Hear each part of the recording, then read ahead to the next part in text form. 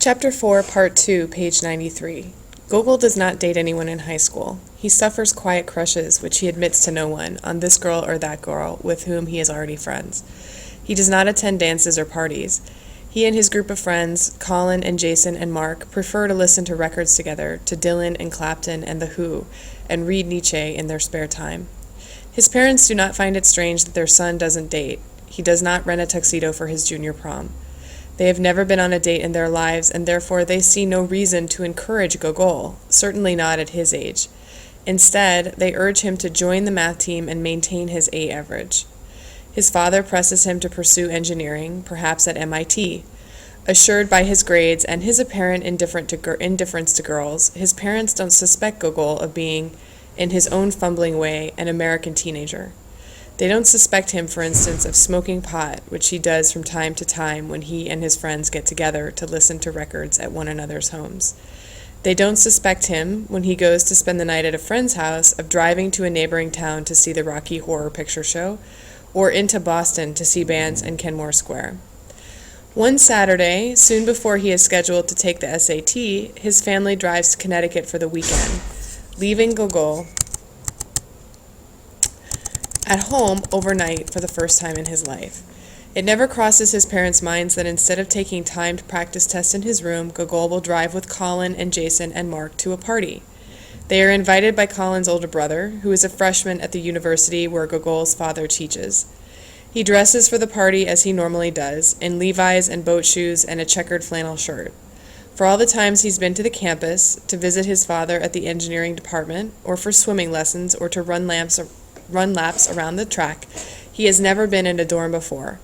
They approach nervously, a bit giddy, afraid to be caught. If anyone asks, my brother said to say we're freshmen at Amherst, Colin advises them in the car. The party occupies an entire hallway, the doors of the individual rooms all open. They enter the first room that they can manage to, crowded, dark, and hot. No one notices as Gogol and his three friends make their way across the room to the keg. For a while they stand in a circle, holding their plastic cups of beer, shouting over the music in order to be heard. But then Colin sees his brother in the hallway, and Jason needs to find a bathroom, and Mark needs another beer already.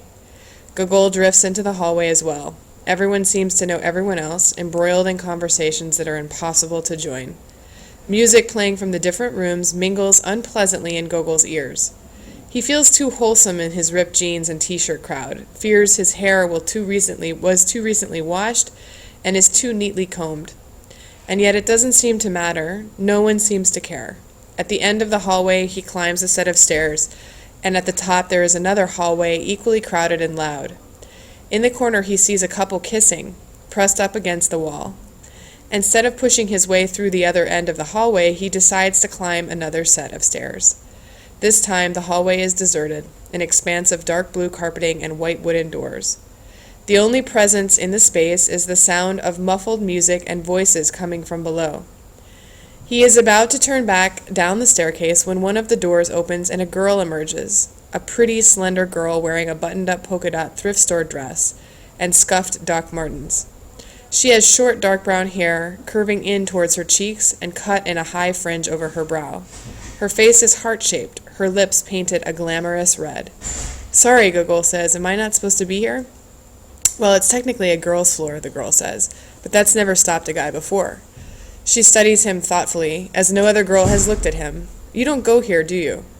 No, he says, his heart pounding, and then he remembers his surreptitious identity for the evening. I'm a freshman at Amherst. That's cool, the girl says, walking towards him. I'm Kim. Nice to meet you. He extends his hand and Kim shakes it, a bit longer than necessary.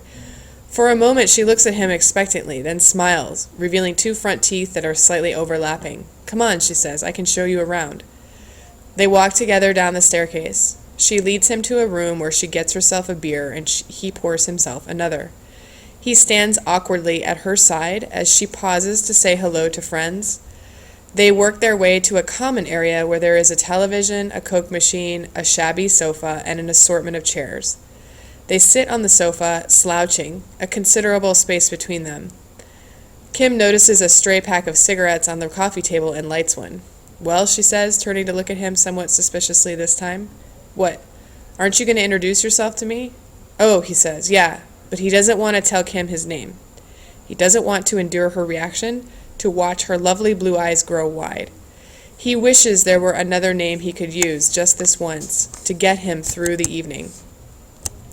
It wouldn't be so terrible. He's lied to her already about being at Amherst. He could introduce himself as Colin or Jason or Mark, or anybody at all, and their conversation could continue, and she would never know or care. There were a million names to choose from, but then he realizes there's no need to lie. Not technically. He remembers the other name that had been once chosen for him, the one that he should have been. "I'm Nikhil," he says, for the first time in his life.